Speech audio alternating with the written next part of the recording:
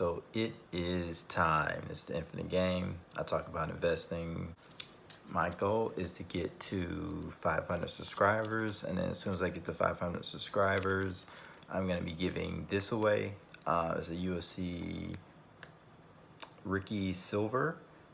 It's Say Nurmagomedov. He's from Dagestan. He's in the same basically clan as Khabib Nurmagomedov.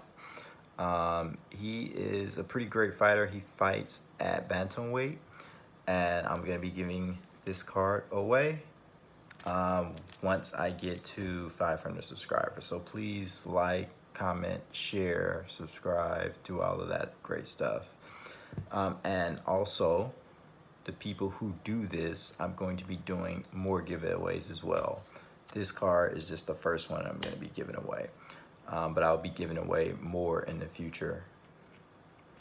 All right, so this video is going to be specifically on UFC legends, and I'm doing most of the most popular ones. There are a lot of legends out there, but I'm really going against more populars because popularity matters. If people don't know who they are, then they're not gonna buy them, right? Like, people don't want to buy somebody who they don't know anything about.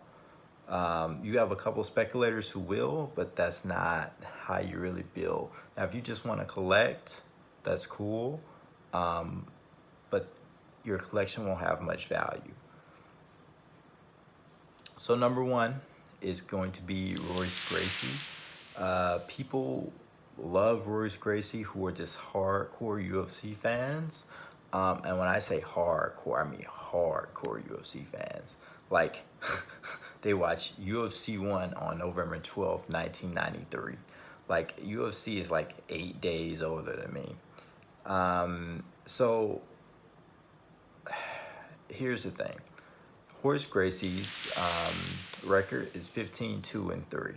So he has 15 wins, looks like 2 losses and 3 draws. Here is the issue. He had a winning streak, and this is back in the day when UFC was basically like a tournament and you fought like 3 fights in a day. And from 1993 to 1995, he basically went undefeated. Obviously, well, 1994 he went undefeated, and then he had a draw with Ken Shamrock. And really, his most dangerous fight was Ken Shamrock. And basically, they didn't know how to do. The reason why Royce Gracie was so dominant because he knew how to do jiu-jitsu and nobody else did. That's basically why he won. Nobody knew anything about jiu-jitsu, and half those dudes couldn't actually fight. So things became more equal in 2000, where, well, 95 he had a draw with Ken Shamrock, but then 2000, 2003, and 2006, his biggest fight he went against was Matt Hughes, and Matt Hughes beat him in the first round. He also lost to 2 other fighters, one in 6 rounds, another one in 2 rounds. But this was during Pride, and then he fought in UFC 60 against Matt Hughes. Unfortunately, he lost in the first round by knockout. And then he had one more fight in 2007. So he's one of early days. His popularity, he has about 200,000 followers on Instagram, which isn't bad, but is very small compared to your typical athlete. Other things, as far as his cards, yeah, he has quite a few cards. He has the 2006, he has 3 cards for 2006 Pride. He has the silver foil signature, and gold foil, and then he just has the base for 2006 Pride. Those are extremely hard to find, especially the signature. So I really wouldn't even waste my time trying to look for them because you're likely not gonna find them. Every once in a while they may emerge, but those are rarest cards you're probably gonna find. I would be looking at his UFC Tops 2009 round 1 and round 2. Autograph red ink and gold ink are probably the two most valuable ones for round 1. There's his gold, but his red ink I think is the most valuable. I saw one sold for $4,000. I don't agree with that price. August 18, 2021. I don't agree with that price, but hey, somebody bought that. It's very rare you're gonna find many of those. I don't think it's probably like 5 of them. Because these cards aren't graded, and maybe somebody's gonna send these to get them graded, but a lot of people who are getting into the UFC market are not hardcore collectors because the market is very new. It's not like people have been collecting UFC cards since the 40s, 50s, 60s, 70s, 80s. UFC came out in 93. People didn't start getting cards really until 2009, and people didn't think they were going to be worth anything until a year ago. So that's the issue. We're super early. And short term, if you want to flip, I don't see him as someone you want to flip just because what is he going to do to get a lot of attention? Even if there's a documentary, why would they want to buy stuff and focus on his documentary when they have a Magic Johnson documentary, Kobe Bryant documentary, NFL players, baseball players, soccer players, boxers, like they have a Floyd Mayweather documentary. Why would they pick, like Floyd Mayweather is so much more popular. So his 2009, I think, is his best bet as far as people should get his round 1. And if they could find round 2 cards, you can try to pick those up as well. I would say there's also 2010, 11, 12, 13, 14, and 15. 2015, you top off with his autographs. And if you can get his on-card autographs, 2015 Topps UFC Champions. But I would stop it there if you're trying to collect cards. Everything else is just going to be like I really wouldn't get 2013 much of anything because most of that stuff is Leafs. There are some Topps bloodlines that you can get for 2013. The issue with Ken Shamrock and the issue with a lot of UFC, I'm just going to go ahead and say it now. The issue with a lot of these guys is that there are so many guys that are coming in and it's so early in the sport. So it's like buying guys from the 1940s, like buying basketball guys. Bowman set, 1948. The only guy that people really care about is George Mikan. He might become the George Mikan, but no one is buying everything else. Or 1957 Topps, like there's Bill Russell. And honestly, 1957 Topps is probably with the 2009 stuff. Probably have your Bill Russell, Bob Pettit, and Bob Cousy, and no one knows who else everybody is. So that's how you have to really think about this, because most people, unfortunately, is not going to do the research to figure out who he is.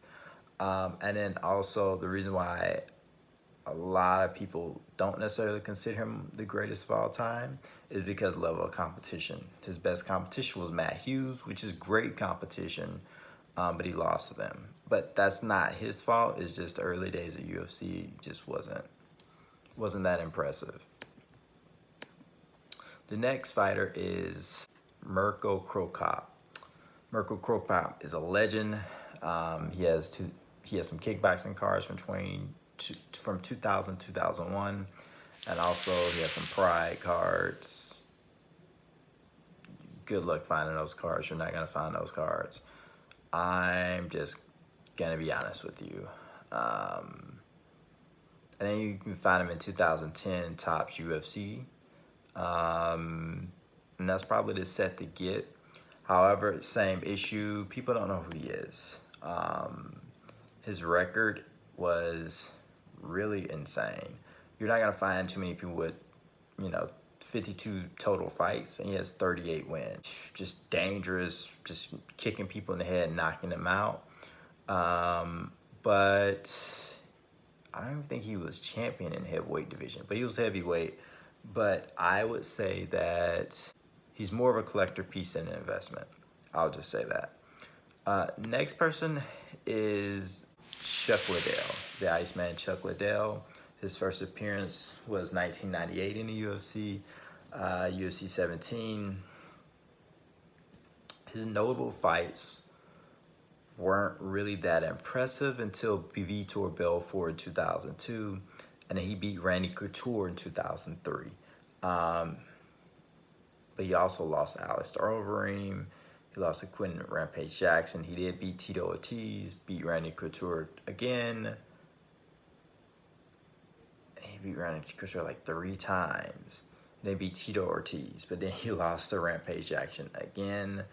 He beat Warner Silva, but lost to Rashard Evans, Shogun Rua, and Rich Franklin. He just stick around too long. That's the issue. He just sticked around too long, and after losing a couple times, he probably should have quit in 2007, but he fought all the way to 2010. 2009, round 1, round 2. You could get into the autographs with him, but which I would say would be valuable. I would say away from 2009 Upper Deck, though. I would stay away from that. Then you can do the 2010 stuff. There's Leaf, but I would prefer 2010 tops.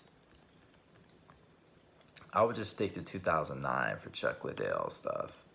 I really wouldn't mess with any other years. Next, Rashard Evans. Same thing. I would actually rather pick Chuck Liddell than Rashard Evans.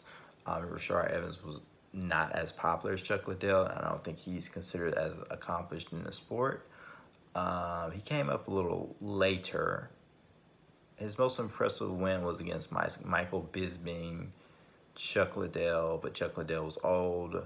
Forrest Griffin. He did lose to Lyoto Machida. He did beat Thiago Silva and Quentin Rampage Jackson and Tito Ortiz when he was old. A lot of these guys, he beat the who's who of guys when they're old, and Dan Henderson. He beat Chael Sonnen. But here's the thing, a lot of these legendary fighters is they stick around too long. And he lost to John Jones. Everybody loses to John Jones. Lost to Ryan Bader.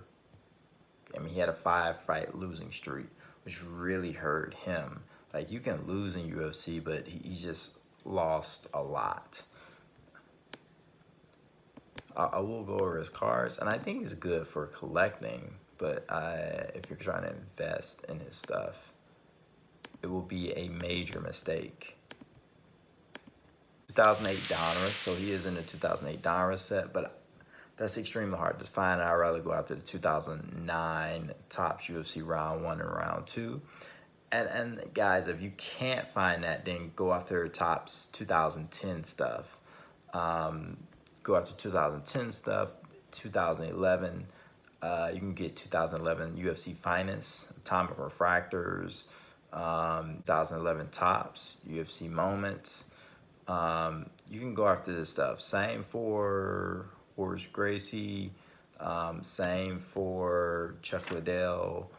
Like, go to the next subsequent year. But if these early guys who've been around 2009 and 2008, and they're in these sets, I wouldn't go past like 2015.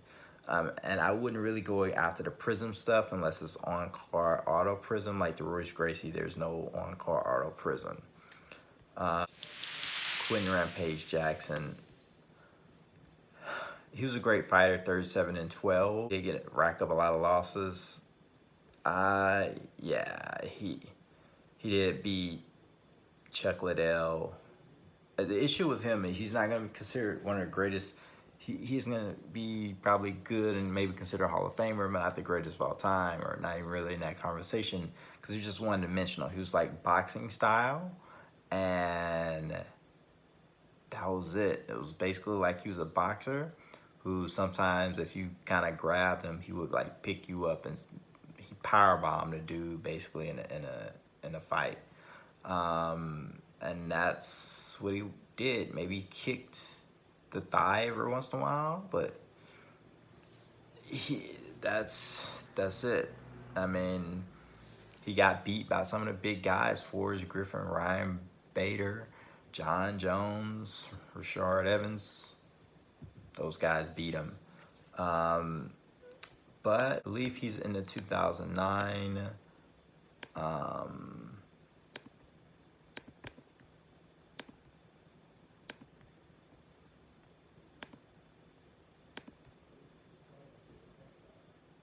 he's in 2006 Pride, and he's in 2008 Sports King Series B.